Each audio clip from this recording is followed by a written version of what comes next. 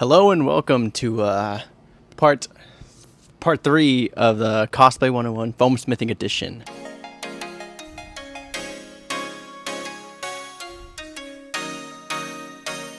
Here I am joined with John, alive and well, unlike me. As you can see, I'm in a different environment and also I have a microphone. Yep.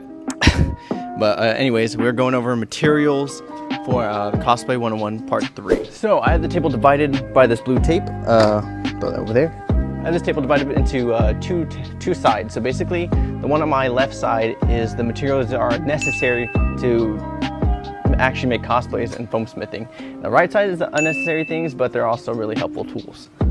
So, yeah. So on the left side, we're gonna start off with the left side. The materials you're gonna need this is the necessary items basically. So obviously you're gonna want craft foam. Either what I personally like to use is EVA, the foam rolls I get. I usually get them in black, but they didn't have them in black, or they didn't have the thickness I wanted in black. This is 5mm and this is 10mm, and they come in at 3mm too, but I usually get the 5 and 10 in black, because it's better to get it in black because of like if you paint it and if like you get a scratch like it's all black, it doesn't appear off. So you can either get them in sheets like these are craft foam, but the rolls are high density foam, so they're for like cosplays or any prop making material. And obviously you're gonna need something to cut the foam with. You can either go, depending on the thickness, usually 2 to 3mm. I like to use scissors, but for the thick stuff, I like to use, for like the 5 and the 10, I like to use, well, for the intricate details, like if it's rounded or if it has a little, I don't know, intricate detail, I would use the X-Acto knife. But for the major pieces, I would use my utility knife. And obviously you're gonna need your patterns too. But your patterns, you either download it from the internet, as I showed you in the previous videos. I showed you how to do your research and then what kind of programs to use to print it. Or you can, how I made my Spider-Man suit, not the helmet, but the suit, where I just duct taped in aluminum foil my body, made some patterns, cut it out, and that's only custom to you. That's why I didn't put like a pattern for it last time, because it was only custom to me, and everyone's body is different. So take account of that too. But for your patterns, you're gonna need either a pen, a Sharpie, or what I like to use are these kind of metallic brush markers from the Dollar Tree. They're cheap and they work wonders. I used to use silver Sharpies, but they dried out really fast, and I switched over to pens, but they got my hands all messy, and then like it got ink all everywhere. So the brush pens are really great. And obviously you're gonna need something to hold down the pieces. Either you can use like some kind of weights, like some sockets. I used to use sockets for the wrenches, but after those I switched to these sewing pins. I got them at Walmart. I forgot the price, but that's where I got mine. They're wonders. Obviously you're gonna need the glue. Now the glue is very important, because depending on what you're making, you're gonna need the glue. If it's a helmet, you're obviously gonna need contact cement. Contact cement is your friend for cosplay. This is a game changer, and it's way better than any other glue. I promise you that. And another glue I would recommend is hot glue. Hot glue is a lifesaver in those dire need situations. So super glue will also be in this category, but you know, hot glue is just quicker. I must say that. So hot glue and super glue would be in the same category. I just couldn't find mine. Now, when you're working with contact cement, you're gonna need to be outside or in a well-ventilated area. So I recommend gloves. Gloves are a necessary item. These are my cosplay ones, and these are my just painting or gluing gloves. As you can see, they seen better days. Now you're gonna need a mask too, because those fumes. But this one's a little bit overkill, that's why it's on this side. You can get away with those paper masks, but yeah, so this is a little overkill. That's why it's on this side, not this side. Obviously, you're gonna need some paint, but you can use acrylic. For these ones, you can use acrylic paint. This is the cheapest one, and this is Plat FX one. This is a little bit more pricey, but these are the cheaper side. I like to use the black for like black washes, and this it's just what I got for the majority of the video, because I'm making Midori's mask. And obviously you're gonna need some paint brushes to paint with them. So you get a cheap pack. I think this was like about $6-7 for it. And then yeah, you get some paint brushes. And then right after that, you're gonna need some tape. Just for painting and masking, you're gonna need tape. And this thing is a game changer. And for your blades, you're gonna need a sharpening stone. I got well, I had this already, but I saw some at the Dollar Tree. You can get them. I'm not sure how much, probably $1.25 now, because you know, they changed. So yeah, now we're moving on to the unnecessary items.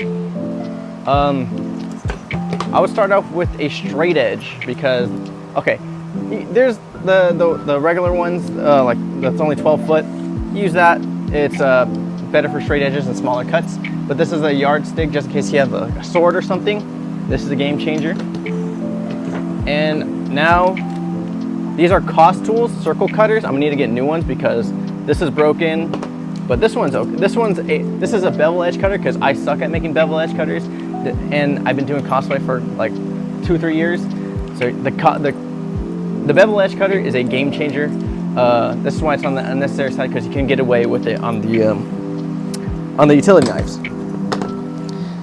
And this is a respirator. It has the filters on the side, and that way when I'm spray painting or gluing, I don't get any fumes. You can get away with the paper ones, like I said earlier, but I like using the respirator because I don't like to switch out and throw them away.